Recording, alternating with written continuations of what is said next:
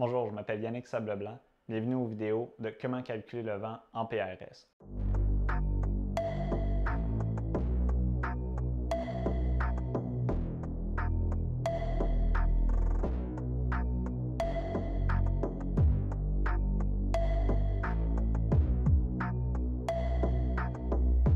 Aujourd'hui, ça va être l'épisode 1, interpréter la force du vent. Il y a beaucoup de manières de faire l'interprétation de la force du vent. Il y a beaucoup de matériel maintenant qui existe pour pouvoir nous aider. On en a des exemples ici, le plus populaire étant le Kestrel.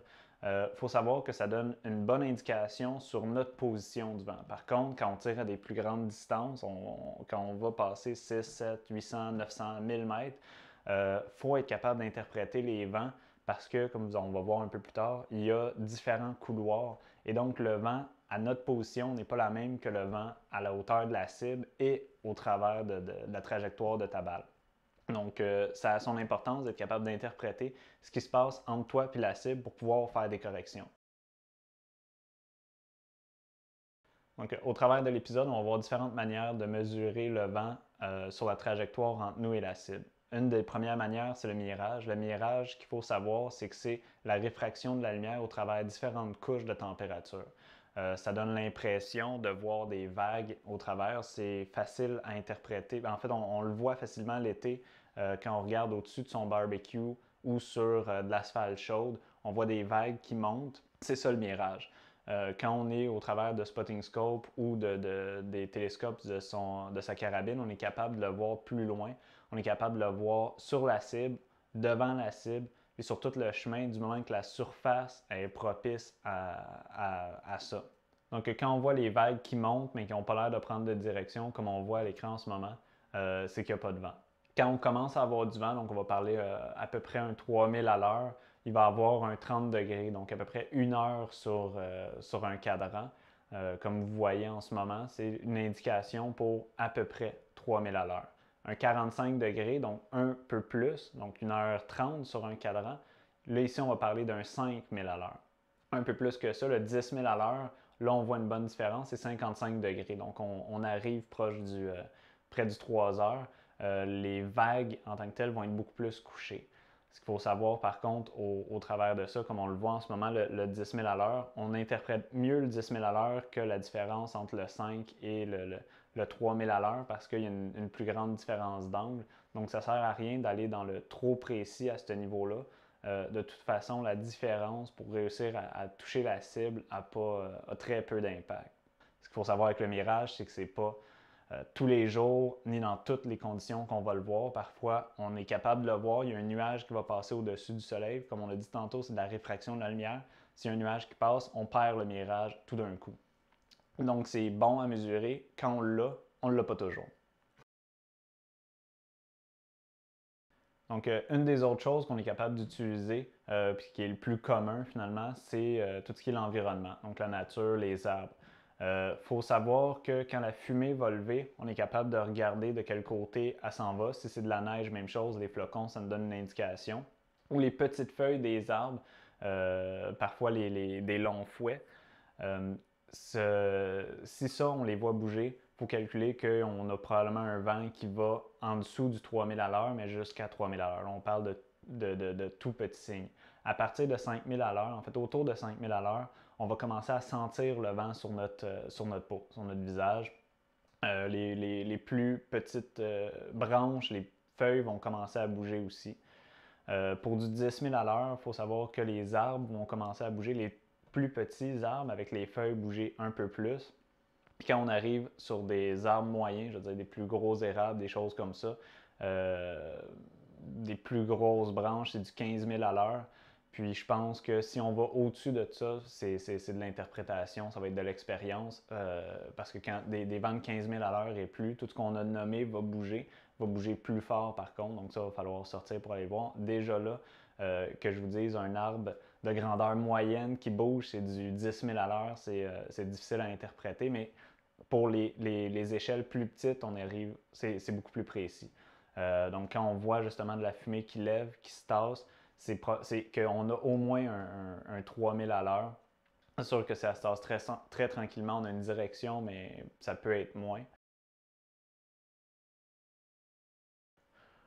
Un autre bon truc pour apprendre à reconnaître l'environnement, c'est quoi la réaction des arbres, ces choses-là. On parlait tantôt des kestrels, mais il y a plusieurs autres machines qui font la même chose puis qui parfois sont beaucoup moins chères. Moi, j'ai commencé il y a à peu près 5 ans de ça avec l'Acros Technologie Anémomètre, qui est un bidule, je pense, m'avait coûté 10$ à l'époque. Très précis, donne pas les températures, donne pas les pressions, donne juste le vent. Mais pour apprendre à reconnaître les forces de vent sur la nature, ce que moi je faisais à l'époque, c'est que tu vas dans des... En fait, tu peux le traîner avec toi. Tu t'en vas dans un champ, tu vas t'asseoir dans le milieu du champ, tu regardes qu'est-ce qui se passe, autant au niveau des arbres, autant de tes sensations, au niveau du visage, sur ta peau, le gazon autour, ces choses-là. Puis tu te donnes un guess de, il doit faire un 7 ou 8 000 à l'heure en ce moment. Tu sors ton anémomètre, tu prends la mesure. Ah bon, tu vois, les effets que je vois autour de moi, en fait, c'est plus un 10 000 à l'heure. Fait que là, tu apprends comme ça, tu le répètes. Puis c'est une expérience qui est extrêmement gagnante, qui est extrêmement simple à faire. Pas besoin d'organiser pendant la fin de semaine, d'aller faire ça. On le met dans son sac à dos, puis quand on est au travail ou quand on est chez des amis ou on fait une visite, puis, ou peu importe, tu t'arrêtes, tu regardes, tu te dis, bon, c'est un vent de à peu près temps, sors la machine, regarde, ah ben, c'est bon, j'étais dessus ou j'étais pas dessus, ok, on va apprendre, puis la prochaine fois, on va se rapprocher. C'est quelque chose que moi j'ai fait pendant plusieurs années, puis je pense que ça paye beaucoup. Comme on a vu dans la section 1, on a appris à interpréter la force du vent. Une fois qu'on a réussi à l'interpréter, il faut savoir comment utiliser cette partie-là. Parce que selon la direction, selon les couloirs, il y a une partie de cette force de vent-là qui n'aura pas d'impact sur la trajectoire de notre boulet. Donc, on va commencer avec la direction du vent. Un vent, par exemple, à 90 degrés ne va pas avoir le même impact sur la trajectoire, la déviation de la trajectoire de ton boulet qu'un vent qui vient directement de face. On va utiliser un cadran autour de nous, donc de 0 à 3 heures, pour mieux se le diviser. Je vous mets à l'écran rapidement comment l'interpréter. En gros, le premier 30 minutes, donc un vent de face ou de dos, le premier 30 minutes va valoir entre 0% pour un vent qui est complètement de face jusqu'à 25% pour un vent qui est à 15 degrés d'angle. Entre 15 et 30 degrés, on va calculer un 50% de la force du vent, donc jusqu'à 13 heures. Le 13 à 14 heures, donc entre 30 et 60 degrés, on va calculer jusqu'à, normalement, environ 75% de la valeur du vent. À 14 heures, le 60 degrés, c'est 87%. De 14 heures jusqu'à 15 heures, on va calculer 96 à 100% du vent. Là, c'est très compliqué. Durant un match, durant votre préparation, on ne va pas calculer un pourcentage exact. Donc, je vous propose une version simplifiée. Je vous mets la version simplifiée à l'écran. C'est très simple. De 0 heure, en fait, de midi jusqu'à 13 heures, on va dire que c'est 0% de vent. Donc, le vent qui vient de face ou de dos, pour la majorité, on ne l'utilise pas du tout. On ne corrige pas. Le vent qui va venir sur le plus grand angle de côté, donc de 13 à 14 heures, on va utiliser 75% de la valeur du vent. Donc, si c'est un vent, on interprète une force de 10 000 à l'heure, il vient en 45 degrés de nous, on va utiliser 7,5 000 à l'heure de vent pour faire les corrections. Et puis, le 14 à 15 heures, on va utiliser 100% de la valeur. C'est une manière qui est beaucoup plus simple. Donc, on divise en 3 angles différents. Ça vient d'en avant, on ne met rien. Ça vient de 45 degrés, on met 75%. Ça vient du côté, on met 100%. 3 possibilités, beaucoup plus simples. On ne se casse pas la tête avec des vents justement qui changent tranquillement. C'est beaucoup plus facile à calculer, c'est beaucoup plus simple, puis la marge d'erreur qu'on a nous le permet. Pour la prochaine partie, on va parler des couloirs de vent. Pour garder ça simple, on va diviser en 3 couloirs de vent la distance entre notre position et la position de la cible. Il y aurait moyen de se casser la tête, de diviser, de subdiviser ça, mais je pense qu'à 3 couloirs de vent, c'est quelque chose qui est déjà suffisamment complexe, mais qu'on est capable de garder simple. Donc, le premier couloir, c'est la position où est-ce que nous on est. on va parler des 100 premiers mètres, de où on va tirer. C'est une position à partir de laquelle on peut utiliser les outils comme le Kestrel pour prendre les mesures de vent. C'est là qu'on est capable d'utiliser aussi les sensations du vent, ces choses-là. C'est le premier couloir. Donc, on interprète ça, c'est plutôt simple, soit avec le Kestrel, soit avec notre sensation. Le deuxième couloir va être la trajectoire intermédiaire. C'est le couloir dans lequel les autres vents vont se placer, pour lesquels on va lire en utilisant les arbres, en utilisant le gazon. On peut utiliser le mirage aussi, même si c'est un peu plus complexe entre les deux, parce qu'il faut se rappeler que notre boulet fait une trajectoire courbe, et donc sur le couloir central va être dans le plus haut dans les airs. Donc, si on prend un mirage qui est au sol, des fois, ça nous donne une bonne indication, mais ce n'est pas la donnée qui va être la plus fiable. Finalement, le troisième couloir va être ce qui va se trouver au niveau à peu près de la cible, donc un peu avant et directement au pied de la cible, pour lequel là, on peut regarder le mirage, ces choses-là. Il y a plusieurs théories pour voir, pour interpréter qu'un couloir a plus d'importance qu'un autre.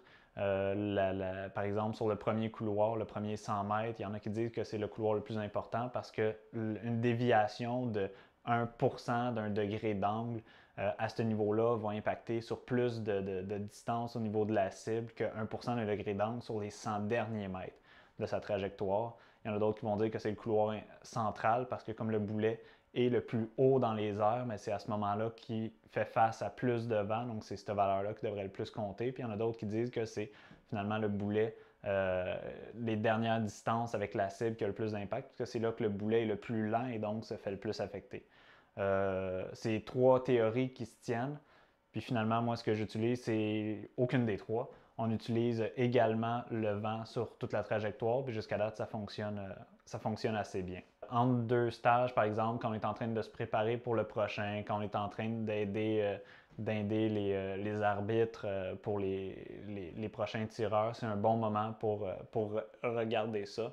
Donc, on prend un temps pour regarder ce qui se passe à la cible, comment les arbres se déplacent, comment la fumée, en fait, des splashs des autres tireurs se déplace, de quel côté, avec quelle force. S'il y a du mirage, on l'interprète. Entre les deux, comme on avait vu à la dernière section, on peut regarder la végétation, les oiseaux. Parfois, il y a beaucoup de champs de tir qui sont très ouverts sur la section centrale et qui a peu de végétation. Il y en a qui vont penser à Meaford, on a parlé aussi du New Hampshire un peu. Pour ces situations-là, il y a la possibilité, parce qu'un couloir de vent, c'est des couloirs larges, c'est-à-dire qu'il y a des vents dominants qui passent au travers des vallées ou qui finalement ne changent pas si rapidement ni de grande force. Donc, on est capable de l'interpréter, puis on est capable de l'interpréter plus loin que juste sur notre pad à nous, c'est-à-dire que la section dans laquelle on tire est coupée, bien trimée, il n'y a rien à voir comme végétation, mais peut-être que 100 mètres à gauche, 100 mètres à droite, il y a de la forêt qui, elle, bouge avec le vent, puis à ce moment-là, on est capable de se prendre un certain degré, aller regarder la forêt à droite pour le couloir de vent central, puis voir comment ça se déplace à droite, comment ça se déplace à gauche. Si on voit, par exemple, que les arbres à droite, les arbres à gauche penchent tous vers la gauche avec, je veux dire, une interprétation de 5000 à l'heure, mais on peut croire, en fait, tout nous laisse croire que le couloir de vent passe au travers, finalement, du champ de tir, puis garde la même force d'un bord à l'autre. Donc, on prend cette mesure-là. Puis au niveau du pad, en fait, au niveau où est-ce que nous on tire, souvent c'est placé comme un pad. Donc on est capable de le voir, puis de le sentir, de le mesurer, puis d'utiliser cette partie-là. Comme j'ai dit, les trois sections, les trois forces de vent s'équivalent selon moi. Donc ce que je fais, c'est une moyenne de l'ensemble de la donnée. C'est sûr que si mon pad de tir est complètement plat sur 500 mètres, puis qu'on pense que c'est le même vent sur 500 mètres, puis on tire, admettons, sur une cible à 1000, ben on va utiliser la majorité de ce couloir-là comme couloir principal. C'est-à-dire que si j'ai 5000 de vent ici, puis qu'après ça, j'ai l'impression que le vent est mort, ben on va utiliser 50% de la valeur de la première partie, puis rien pour le reste. Donc la moyenne, si c'est 10 000 à l'heure, sur la moitié de la trajectoire, on va utiliser 5000 à l'heure de couloir de vent, finalement, pour l'ensemble de la trajectoire. Ce qu'il faut savoir, c'est qu'en règle générale, comme je disais tantôt, il y a des vents dominants, c'est-à-dire que ça se produit étrangement toujours quand nous on tire, que les vents changent d'un côté comme de l'autre, mais en règle générale, il y a un vent qui est dominant, c'est-à-dire que ça va être gauche-droite, devant-derrière, droite-gauche, pendant une majorité de temps, la majorité de la journée. Ça va être ça sur la plupart des couloirs de vent. Par contre, on est habitué à tirer sur des pads qui sont surélevés, sur des flancs de collines, des choses comme ça. C'est à ce moment-là que les vents peuvent se promener au travers des vallées, faire des demi-tours. Puis c'est à ce moment-là qu'il faut mieux diviser puis prendre en considération les différents couloirs de vent. On peut prendre, en conclusion, on peut prendre le vent un peu comme un fluide, un peu comme une rivière se déplace dans son cours d'eau. C'est-à-dire qu'il garde une trajectoire relativement stable. Quand il rencontre des obstacles, il va se diviser. Quand ça se divise, au même titre que quand ça croise une rivière, ça va prendre de la vitesse. La pression diminue, la vitesse augmente, c'est des principes de physique. Mais tout ça pour dire que quand justement on tire au travers de des vallées, on tire sur des flancs de montagne, ces choses-là, les vents qu'on interprète, les vents qu'on va voir, sont des vitesses qui vont augmenter quand ils passent devant nous. Donc, il faut prendre en considération justement ces changements-là. Il faut les interpréter, il faut les utiliser. Si le pad, si le champ de tir est complètement plat, avec une butte dans le centre, ça se peut qu'on voit des couloirs de vent qui soient un peu plus rapides à l'intérieur, alors que sur notre position, puis à la position de la cible, on a l'impression que c'est beaucoup plus calme. C'est normal. Comme j'ai dit, on peut l'interpréter de la même manière qu'on interprète une rivière qui coule. Il faut savoir aussi, quand on tire sur des pads de tir surélevés, il y a certains effets qui peuvent arriver qui sont plus trompeurs. C'est-à-dire qu'on se retrouve finalement sur un pad en fait qui est plus haut en altitude. Parfois, on a un mur à l'arrière ou sur les côtés, comme ça arrive pour beaucoup de champs de tir, qui finalement crée des pressions différentes, des vitesses de vent différentes, puis qui force le vent finalement à se déplacer sur notre position d'une manière qui est différente de 100 mètres en avant. C'est pour ça qu'on utilisait justement les couloirs de vent, de les diviser. Celui sur notre position est en règle générale juste un 100 mètres, justement pour ne pas se laisser avoir par ces effets-là. Parce que veut pas, il y a un impact, mais Meaford en est un excellent exemple. On tire avec une butte à l'arrière, on ressent sur notre position majoritairement le vent de derrière à devant, alors que finalement, quand on a dépassé les 100-200 premiers mètres, c'est des vents de travers, des vents forts qui arrivent de côté. Et il y a beaucoup de personnes qui se laissent piéger par ça. Comme on disait, en utilisant les fluides comme exemple, on peut le comprendre facilement. C'est-à-dire, s'il y a une chute qui passe derrière moi, on ressent beaucoup de courant. Est-ce que ça veut dire que 100-200 mètres en avant de la chute, c'est le même courant? Non. Et c'est pour ça qu'on divise en couloirs, c'est pour ça qu'on n'interprète pas juste sur notre position. Troisième section, comment appliquer les mathématiques qu'on a vues au travers des dernières sections. En fait, on a vu comment connaître la force du vent, comment l'interpréter pour arriver avec les directions, les couloirs de vent, arriver avec un chiffre finalement. Maintenant, on va voir aujourd'hui comment arriver à une correction. Donc, c'est une correction mathématique simplifiée parce qu'on veut rester dans quelque chose de simple et de facile à utiliser quand on arrive au moment pour tirer, parce qu'on a beaucoup d'autres choses sur quoi se concentrer. Ce qu'il faut savoir, c'est que le chiffre magique avec lequel on arrive pour la force du vent, c'est l'interprétation de tout ce qu'on a déjà parlé. Donc, l'interprétation de la force de vent, les différentes directions qui viennent impacter notre valeur ultime et les couloirs de vent. Donc, au travers de tout ça, on va arriver avec un chiffre qui va être une moyenne de toutes ces interprétations-là. Je peux vous donner un exemple. C'est un vent qu'on a interprété à 15 000 à l'heure. À 15 000 à l'heure, qui venait de 90 degrés, donc directement à notre droite. On utilise la pleine valeur, donc on utilise le 15 000 à l'heure, mais on l'interprète sur notre position. On le voit sur la grande majorité du pad au travers du vent, etc. Mais au niveau de la cible, quand on regarde, on voit un mirage, il n'y a rien. Les arbres ne bougent pas. Donc finalement, on va se dire, on va prendre le 2/3 de la valeur. Donc finalement, pour ce 15 000 à l'heure-là, qu'on sait qu'il est une valeur réelle sur certaines positions, on va en utiliser juste 10 000 à l'heure. On utilise ce 10 000 à l'heure-là comme valeur simplifiée pour le reste du calcul. Il faut savoir que quand vous faites une charte balistique, il y a deux valeurs au travers de cette charte-là qui sont importantes. Il y a la drop, donc de combien il faut corriger la hauteur de notre cible, et on a un vent. Le vent qu'on entre, c'est nous qui rentre les données. Donc, on peut dire, je veux un vent pour 5 000 à l'heure, je veux un vent pour 10 000 à l'heure.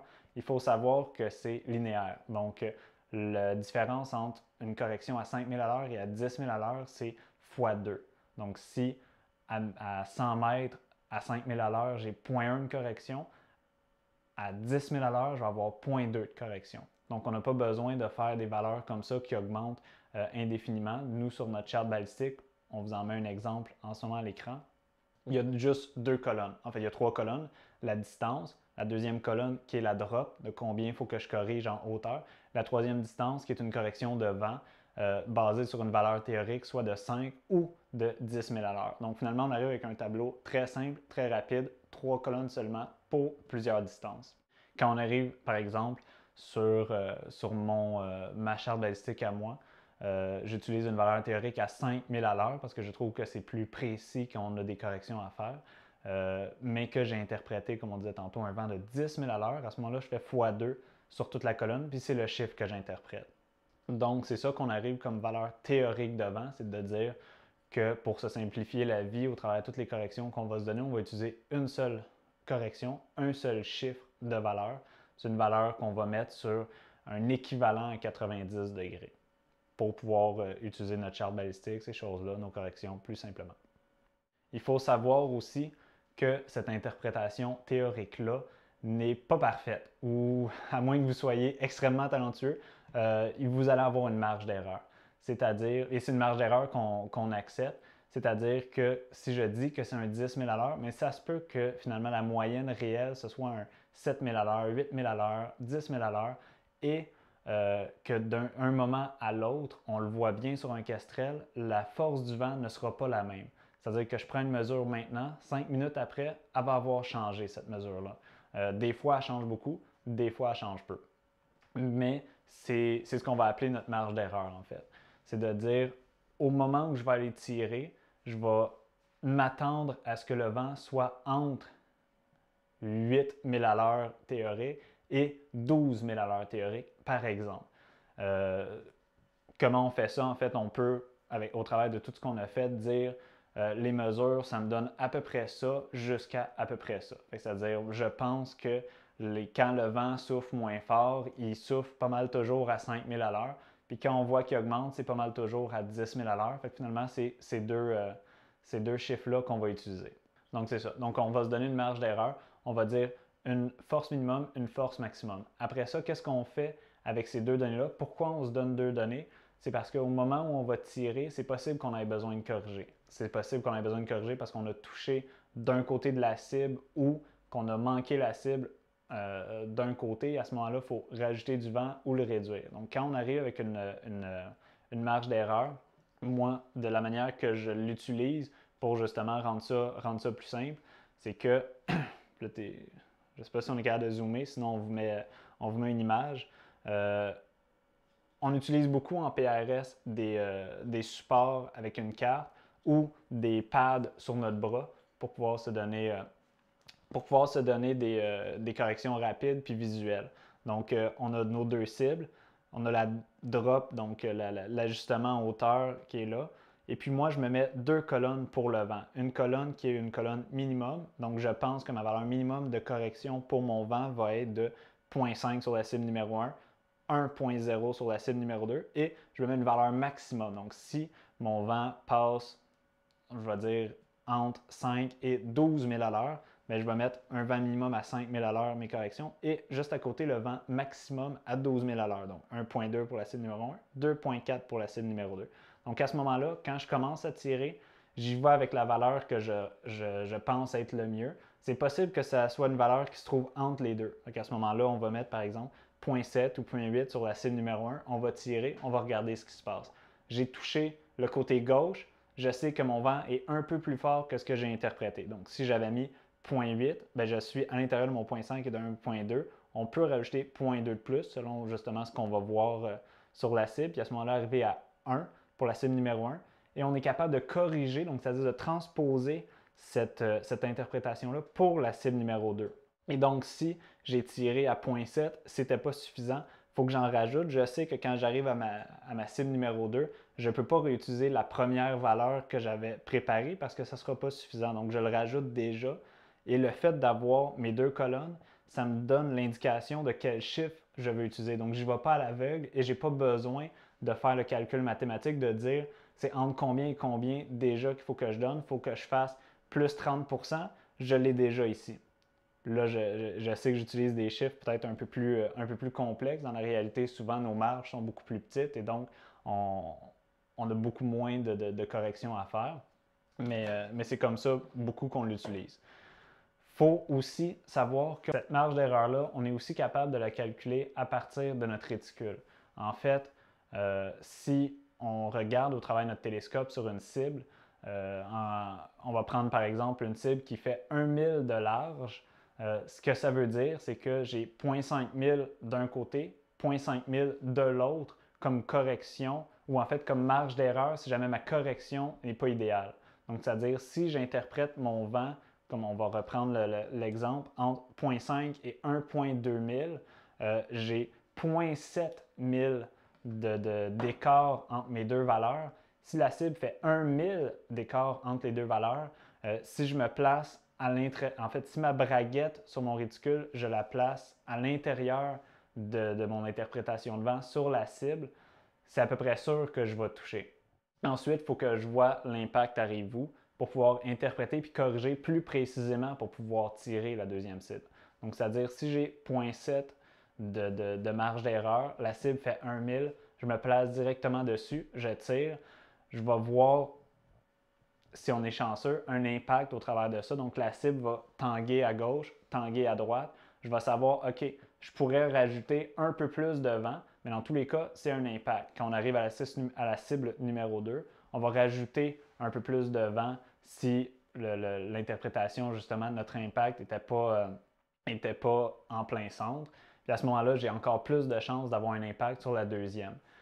C'est possible aussi que, à l'intérieur, que même si j'ai une marge d'erreur plus petite que la largeur de la cible, je manque la cible. À ce moment-là, il y a une analyse à faire. On en reviendra dans un futur épisode, à savoir est-ce que, en fait, le problème vient d'où. Mais admettons que le problème vient de mon interprétation du vent, bien, je vais voir le splash à gauche. À ce moment-là, je sais que ce que j'avais prévu comme calcul de vent n'est pas bon. Puis à ce moment-là, je peux prendre cette correction-là, puis la prendre, la poser pour le prochain tir. Donc, c'est-à-dire, je vais me corriger, on va renvoyer, puis si j'étais, par exemple, à la moitié de ma valeur minimum, bien, je vais continuer sur mon pad à utiliser la moitié de ma valeur minimum pour tirer la prochaine cible, puis à ce moment-là, avoir un impact. Donc, avec tout ce qu'on a vu dans les 3 sections de comment calculer son vent en PRS, je pense qu'on a tous les outils nécessaires pour être capable de bien utiliser le vent, de bien l'interpréter, de bien le mathématiser en calcul simple pour finalement être capable de l'utiliser rapidement au moment où on arrive sur la ligne de tir.